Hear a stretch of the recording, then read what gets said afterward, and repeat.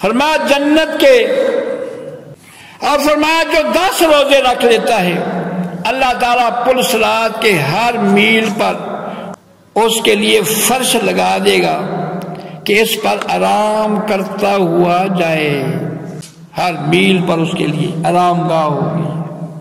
اور فرمایا جو 11 روزے رکھ لیتا ہے تو قیامت کے دن اس سے افضل کوئی نظر نہیں آئے گا سوائے اس کے جس نے وہ روزے 11 رکھے ہیں، سب سے افضل وہ نظر آئے گا۔ فرمایا جو 12 روزے رکھ لیتا ہے اللہ تعالیٰ اس کو 2 جوڑے پہنائے گا کہ اس کا ایک جوڑا بھی دنیا اور مافیا سے بہتر ہوگا، دنیا اور اس کی ہر چیز سے وہ جوڑا بہتر ہوگا جو اس مہینے میں 12 روزے رکھ لیتا ہے۔ اور فرمایا جو 13 روزے رکھ لیتا ہے تو عرش کے نیچے اس کے لیے دسترخوان بچھایا جائے گا۔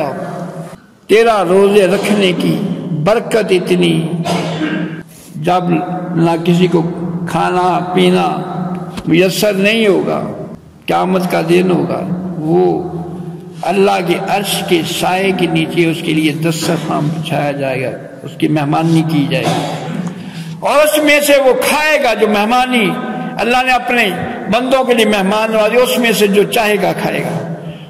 اور دوسرے لوگ سختی میں مبتلا ہوں گے، قیامت کی سختی میں مبتلا ہوں گے، اور جس نے 13 روزہ رکھے وہ وہاں سے اللہ کے دسترخوان بچھائے ہوئے دسترخوان پر وہ کھائے گا، نعمتیں اللہ کی کھائے گا۔ فرمایا جو 14 روزے رکھ لیتا ہے اللہ تعالیٰ کو وہ نعمتیں، اللہ تعالیٰ اس کو وہ نعمتیں دے گا کہ نہ آنکھ نے دیکھی ہوں گی، نہ کان نے سنی ہوگی، نہ کسی کے دل سے گزری ہوگی۔ چاہیے تو یہ تھا ہم مسلمان رجب کا چاند چڑھتا ہم جشن منا دے، مومنوں رجب کا مہینہ آ گیا۔ اللہ تعالیٰ میں توفیق نصیب فرمائے۔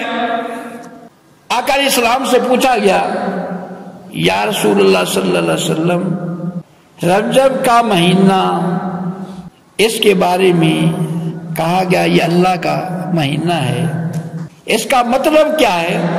تو آپ نے ارشاد فرمایا کہ وہ مغفرت کے ساتھ مخصوص ہے، اللہ کی بارگاہ میں بخشش کے لیے اللہ اپنے بندوں کی بخشش فرماتا ہے۔ تو کیا ہے؟ مسلمان رجب آنے پر خوشی مناتے، جشن مناتے اور کثرت سے استغفار کریں، کیونکہ اللہ بخش رہا ہے، اپنے بندوں کو بخش رہا ہے، محبوب کے غلاموں کو بخش رہا ہے۔ ہمیں تو ان اپنی اسلامی مہینوں کی خوشی منانی چاہیے۔ آپ دیکھیں انگریزی کے کسی تاریخ یا کسی مہینے سے ہمارے اسلام کے ساتھ کوئی تعلق ہے؟ کیوں نہیں؟ عید الفطر ہے تو کس تاریخ کو ہے؟ ہاں جی، یکم شوال۔ عید الاضحیٰ ہے کب؟ 10 ذی الحج۔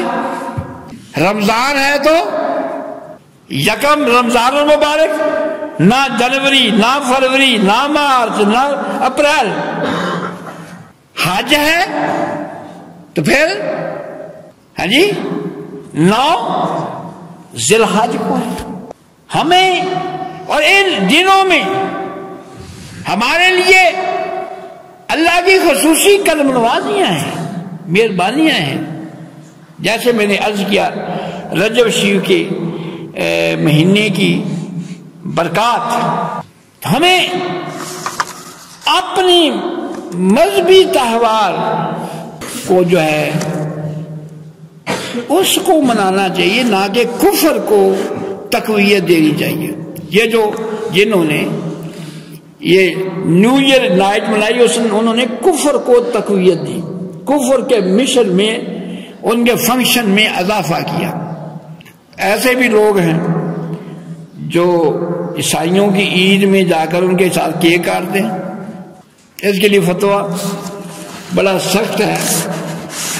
اس وقت ان عیسائیوں کو تحفے دینا، ان کے کیک میں شامل ہونا، ان کو مبارکباد دینا، آپ کو عید مبارک ہو، یہاں تک کہ کفر کا فتویٰ ہے وہاں پر۔ آقا دو جہاں صلی اللہ علیہ وسلم نے فرمایا جو رجب کے پہلے روز روزہ رکھتا ہے اس سے جہنم اتنی دور ہو جاتی ہے جتنا آسمان زمین سے دور ہے۔ حضرت ثوبان رضی اللہ تعالیٰ سے روایت ہے کہ ایک بار آقا دو جہاں صلی اللہ علیہ وسلم کا چند، یہ بات بڑی غور طلب ہے، ٹائم بھی ختم ہو گیا، آقا دو جہاں صلی اللہ علیہ وسلم کا گزر ایک قبرستان جہاں چند قبریں تھیں وہاں سے آپ کا گزر ہوا، آپ وہاں سے گزرے تو آپ رو پڑے اور فرمانے لگے اے ثوبان ان لوگوں پر قبر میں عذاب ہو رہا ہے، عذاب ہو رہا ہے قبر والوں کو۔ رو کون پڑے؟ ہمارے امت کے غمخوار، امت کے لجپال نبی۔ آقا علیہ السلام فرمانے لگے ثوبان ان قبر والوں کو عذاب قبر ہو رہا ہے، میں نے اللہ سے دعا کی کہ ان کے لیے عذاب میں تخفیف ہو جائے، عذاب کم ہو جائے۔ فرمایا ثوبان اگر یہ لوگ رجب کا ایک روزہ بھی رکھ لیتے تو اور ایک رات شب بیداری کر لیتے، ایک روزہ رکھ لیتے رجب میں اور ایک رات شب بیداری کر لیتے تو ان پر کبھی عذاب نہ ہوتا۔ یہ رجب کی اتنی فضیلت، رجب میں ایک روزہ رکھ لیتے اور ایک رات ڈیوٹی کے لیے، ہم کبھی کبھی ڈبل ڈیوٹی ہوتی ہے تو ہم رات کو جاگتے ہیں، پیٹ کے لیے جاگتے ہیں، کبھی آخرت کے لیے بھی، اللہ کی رضا کو حاصل کرنے کے لیے بھی کبھی ہماری اعمال نامے میں ہونا چاہیے کہ ایک رات اللہ کی رضا کے لیے جاگتا رہا، اللہ کے خوف میں روتے ہوئے ایک رات بیت گئی۔ تو ثوبان رضی اللہ تعالیٰ عرض کرتے ہیں یا رسول اللہ صلی اللہ علیہ وسلم صرف ایک روزہ اور ایک رات کی شب بیداری سے عذاب قبر نہ ہوتا؟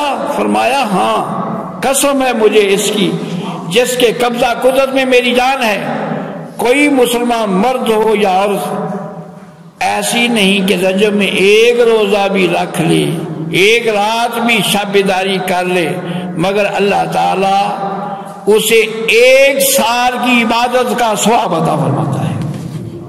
ایک روزہ رکھا، ایک رات جاگا، اللہ تعالیٰ اس کو ایک سال کی عبادت کا ثواب دیتا ہے۔ اللہ تعالیٰ ہم سب کو عمل کی توفیق نصیب فرمائے۔ ہمیں چاہیے کیوں جی یکم جنوری کا جشن منانا چاہیے یا یکم رجب کا جشن منانا چاہیے؟ ہاں جی نہ جانے، شعر ہے دیارے غرب کی مٹی کچھ ایسی چکنی ہے کہ بڑے بڑوں کو بھی پاؤں پھسلتے جاتے ہیں۔